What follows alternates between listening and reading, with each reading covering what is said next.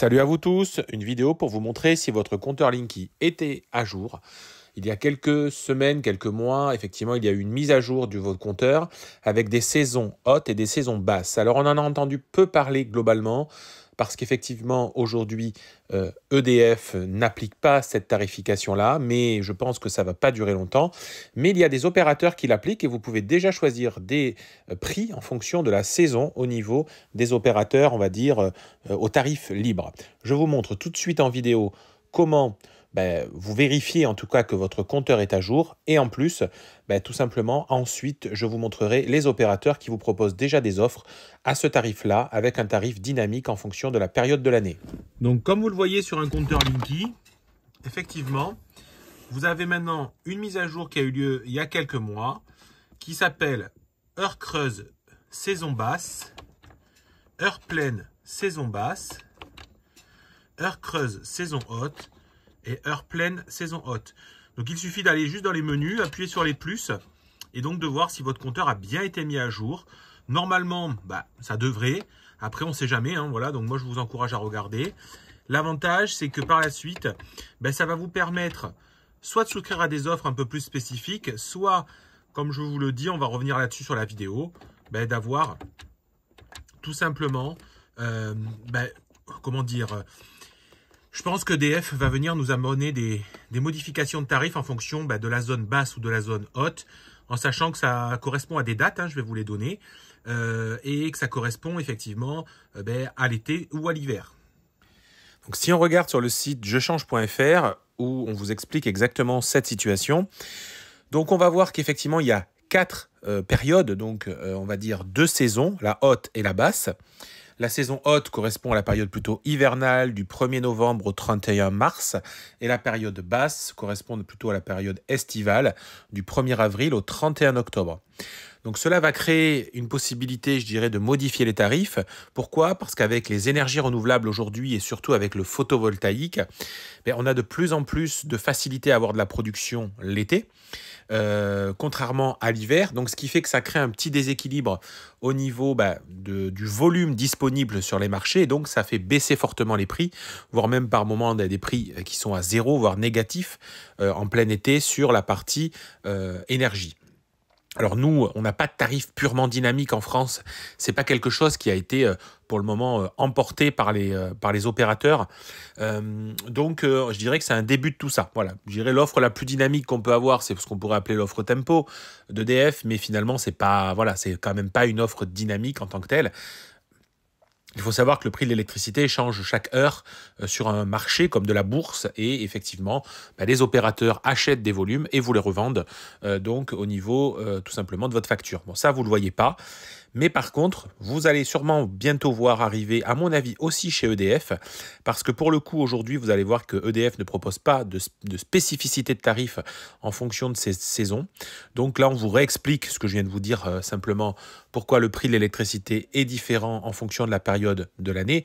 Bien évidemment, en hiver, on chauffe, donc les chauffages électriques, c'est très consommateur, très énergivore, contrairement effectivement à la zone d'été. Alors encore que maintenant avec les clims, je dirais, mais on a une facilité parce que finalement la clim, aujourd'hui, vous avez en même temps généralement beaucoup de production solaire, donc je dirais que ça s'annule plus facilement. Donc qui est concerné? C'est les particuliers sur la mise à jour de votre compteur qui ont un compteur inférieur au 36 kVA. C'est la majorité des gens, bien évidemment. Donc vérifiez ce que je vous ai montré juste avant précédemment, que votre compteur est bien à jour. Alors à cet instant, comme je dis, si vous êtes chez EDF, ça ne vous impacte pas maintenant, mais on a déjà entendu parler que le gouvernement et que EDF travaillaient à une formule, je dirais, adaptée à cette nouvelle fonctionnalité du Linky. Donc peut-être que d'ici quelques mois, quelques semaines, les tarifs pourraient encore évoluer, pourraient changer et pourraient s'adapter en fonction de ces saisons. Donc là, ça vous explique un petit peu pourquoi le faire. Bon, alors bien évidemment, c'est encore quelque chose qui est plutôt pour les, je dirais, pour les fournisseurs. C'est pas quelque chose qui est pour le consommateur, parce que certains diront, si on va pouvoir baisser le prix finalement sur la période Heure basse, oui, mais après on pourrait faire un prix moyen des deux. Bon, en tout cas, voilà, c'est en tout cas une formule qui va venir de plus en plus faire réfléchir aussi les Français à s'équiper en photovoltaïque, à s'équiper peut-être en batterie et à gérer différemment leur énergie, voire essayer de faire en tout cas des économies d'énergie l'hiver, là où l'électricité sera la plus chère. Et en tout cas, sur cette partie-là, c'est là où ça sera le plus contraignant. Aujourd'hui, donc, les offres qui peuvent exister sur le marché, donc oui, il y en a. Il y en a effectivement. Vous avez sur ce site, vous allez en trouver deux. Donc vous allez trouver deux offres spécifiques au tarif avec des saisons. Donc pour le coup, il y a l'offre de Enercop, qui est un opérateur, je dirais, très axé sur l'énergie militante, comme ils le disent si bien, c'est-à-dire que c'est de l'énergie plutôt très écologique, de l'énergie renouvelable.